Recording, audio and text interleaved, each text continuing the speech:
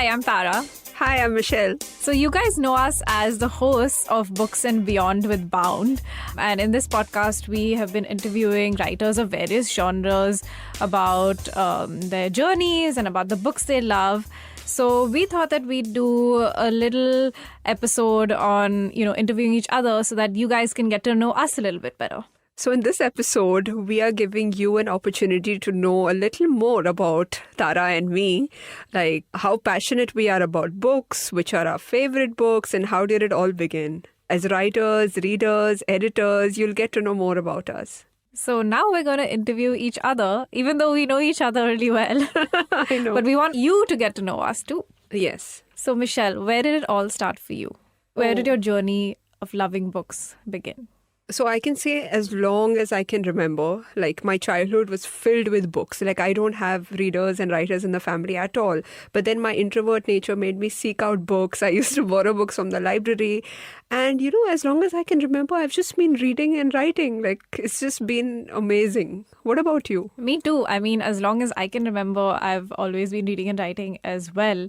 And my mother used to actually laugh because when I was a baby, I would flip through pages. Really? So I guess my love for books started at a really, really young age. Wow. And the first book that I read was when I was 5, and it was The Secret Island by Enid Blyton. Wow. And after that, it was just a journey of books. There was More no books stopping. And more books. And what about you? What was the first book that you read which really, had an impact on you? So I actually began with Harry Potter because I had heard so much about it, like there was so much of hype back then. And I thought, why not I begin with it? And it was amazing, Tara. Like I think Harry Potter really made me a reader because after that it didn't stop. And when people ask me, what is your favorite book? I still say Harry Potter, even though I've read so many other genres, and we read, Right. both of us love Harry Potter and we both Right. read so many, we both read literary fiction and we read thrillers. Right. But that's just, I feel like it inculcated a generation of readers. So what is the one thing that you really love about Harry Potter? Like, I think I grew up with him. Okay. That's why I like the book so much. Right. So my aunt gave me Harry Potter to read when I was around 8 or 9 years old. Oh, that young. Yeah, I think the 3 books had already come out by then. And they weren't famous because the series only became famous from the 4th book onwards. Right. So I just started reading them and I loved them from before they were famous. So I know what's good. My taste is good.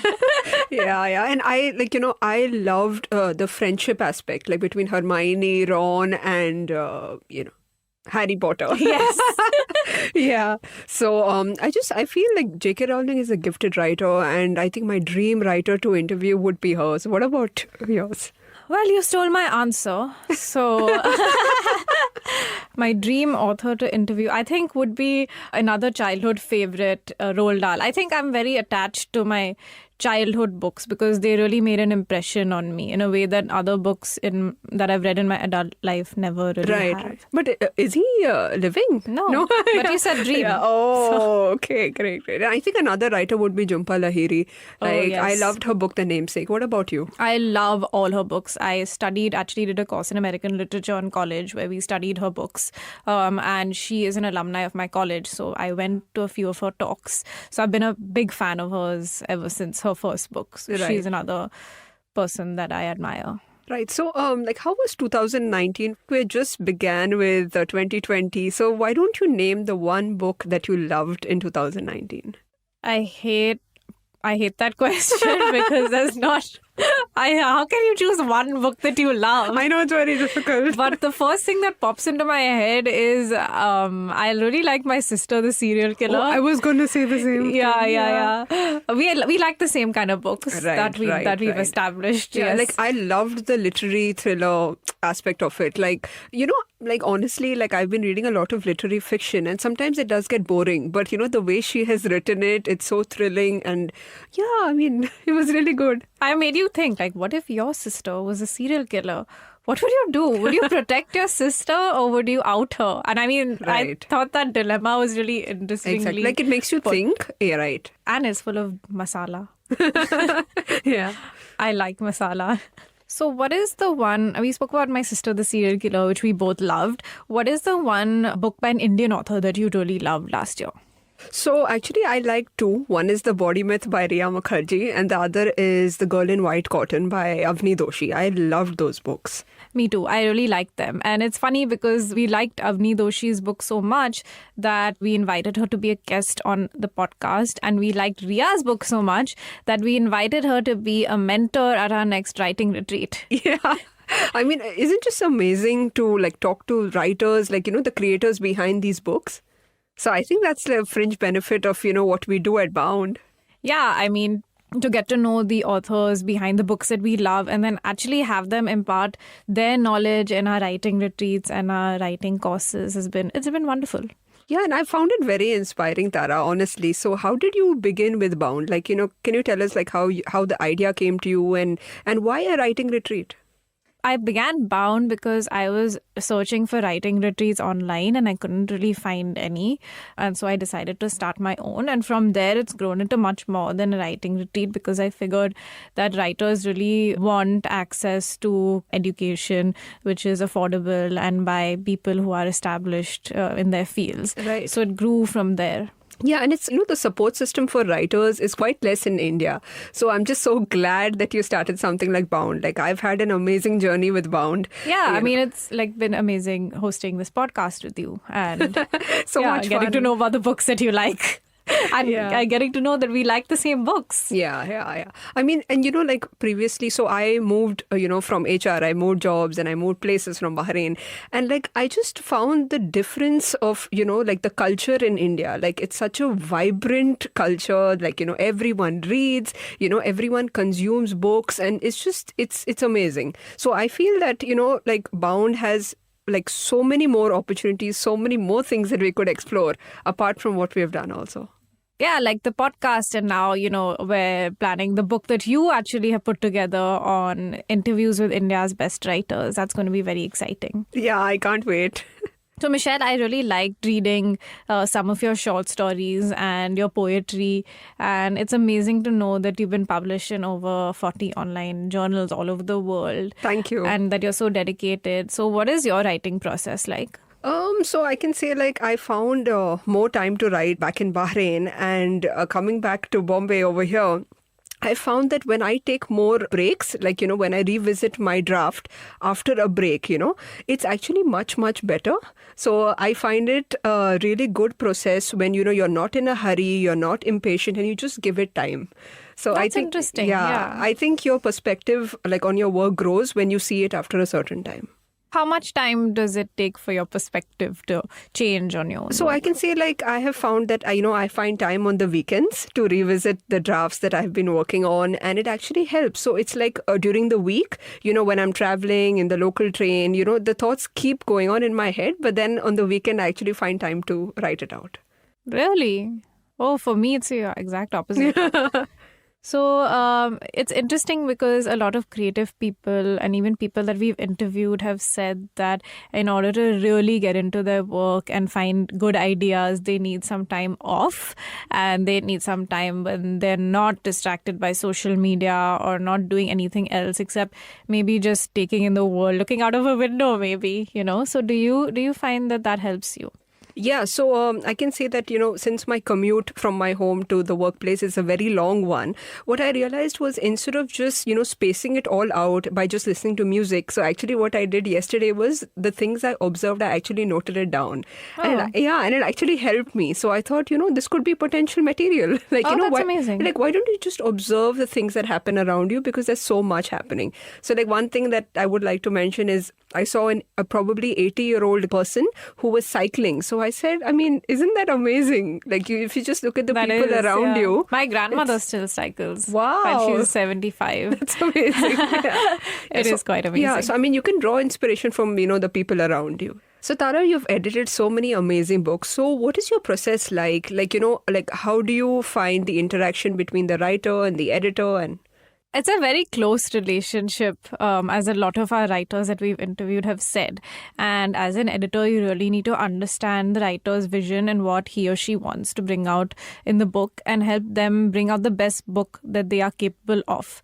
That is your job as an editor.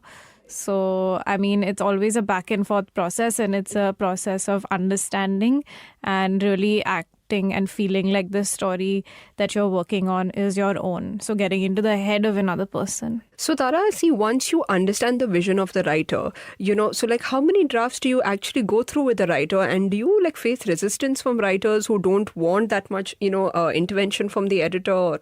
So everybody who I've worked with and who's come to me via Bound or via any other publishing house that I've been associated with wants editing. So luckily for me, I have not faced that much resistance. And it's also because every single change or suggestion or anything that I want to delete or anything that I want to move around in the manuscript, I give reasons for.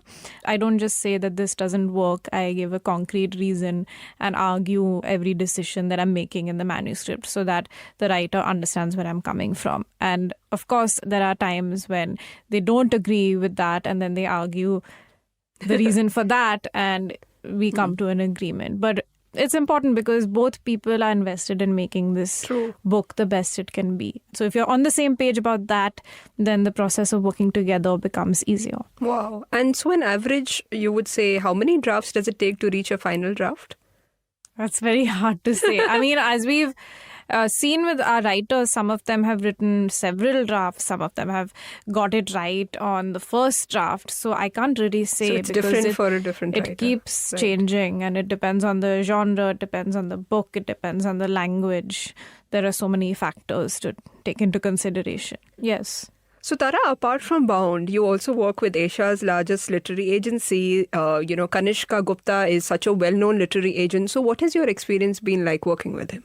It's been very interesting being on the other side of publishing, which is finding new writers. So at Bound, one of the things that you and I both love to do is to find and nurture new talent. And that also translates into what I'm doing with Kanishka is we're finding new voices and we're trying to get those voices out into the larger world. So to spot talent and to, develop taste in a way to know what is good in different genres. So what is good doesn't necessarily have to be literary fiction. You can have a really good piece of commercial fiction. Like spotting Chetan Bhagat also is as valuable as spotting the next JCB prize winner.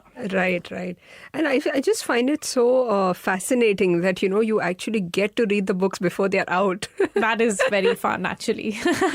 I like knowing what's out there. And then sometimes when I see a book published, I'm like, oh yeah, like I picked that. That's great. So yeah. Michelle, you mentioned you were in HR and now you're pursuing your creative interests. And I know that your parents are very supportive of this. But still, I mean, it is a leap for someone to shift into a creative field. So what sort of advice would you have for people who want to do the same? So I've noticed that people can't, pretend for long. So nowadays there are a lot of engineers that are moving, to become writers. Why? That is because they're not finding that happiness or that peace in what they're doing. So I feel, with the mindset in India, and, with a typical middle-class background of, doing something for a living that has nothing to do with arts is a very common thing, but it's also changing. But do you think that there are opportunities for people to work in the arts and make a good living out of that? Absolutely. So I think now things are changing. Maybe, 10 years ago, there would have not been as many opportunities. Like, for example, I'm so happy that I stumbled upon Bound and, the amazing work that it does. But then I'm not sure 10 years back, there was something like that. Right? That's true. That's right. So, Tara, how many books on an average do you read in a week? In a week? Yeah. 0. I thought you read much, much more. I mean, really. I used, for fun, I read 0 books a week. But I read, I guess, 1 book every 10 days for fun. Okay. But for work, it depends, actually. It could be 1, it could be as many as 4. I've read as many as 4 books a week. Oh, wow. Yeah. That's fast. How many books do you read in a week? So I've found that, traveling by train, I get a lot more time to read. So I'm actually reading a lot of books. And last year, I read over 30 books. That's great. Which is the best year so far for me, reading-wise. So how do you keep track of these over 30 books that you read? Oh, so actually I still follow Goodreads. I think, before Goodreads, I still remember I used to write down the books that I've read and made a list. Yeah. But now with Goodreads, life is easier. So yeah, that's how I keep track. What about you? I'm not very active on social media at all. But the one thing that I do is that every book I read, I post a picture and I put it up on Instagram. Oh. So I have a highlight of books that I've read. Oh, that's smart. And that's more for me than for anyone else. You know how some readers, Sarah, they just love reading only paperbacks. Like, what kind of reader are you? Do you like reading ebooks? Do you listen to audiobooks? I think anyone who is really into reading, and I get this answer a lot, just likes reading books in their physical form. But I do read some books on Kindle, like if I'm on a plane or I'm waiting at doctor's office or something like that. It's very convenient. It's easier, yeah. So I do read. But the books I really am interested in, I'd always want to buy a physical copy. I'm interested to know, are you interested in audiobooks? Have you ever listened to an audiobook? Yeah, so I've always wanted to. So what I've found is that I can maximum probably, keep my attention for a short story, but not a book, because I easily get distracted. I lose track of it. So for me, seeing the words is very important. What about you? Yeah, me too. I like the feeling of actually like reading the words. But I do listen to a lot of podcasts. Oh yeah, same here. Yeah, I mean, I find it that's why like we decided to start this podcast, because I don't know, when you're in the car or when you're on the train or just bored anywhere, it's just such an easy thing to do and you learn so much. So I listen to interviews of other writers and I listen to, storytelling. And what kind of things do you listen to? Yeah, so, listening to a conversation is far more interesting than someone just narrating a story. Yeah. I mean, again, like we were looking for interview podcasts with contemporary Indian writers and we couldn't find any. And so we were like, why don't we do this? Because we love reading and we love interviewing writers and we love hearing interviews. Yeah. So it all just makes sense. And it's just been so much fun. Yeah, it's been so great. Like so far, I still feel it's like a dream, Tara. Same here. Yeah. So we love interviewing creative people. And so if you have any suggestions for us and if you want us to interview any writer or any other creative person, let us know. We're always open to suggestions. So you can find us at Bound India on Facebook, Instagram and Twitter. So please subscribe and tell all your friends about this. Thanks for listening. Yeah, thanks for listening. Bye.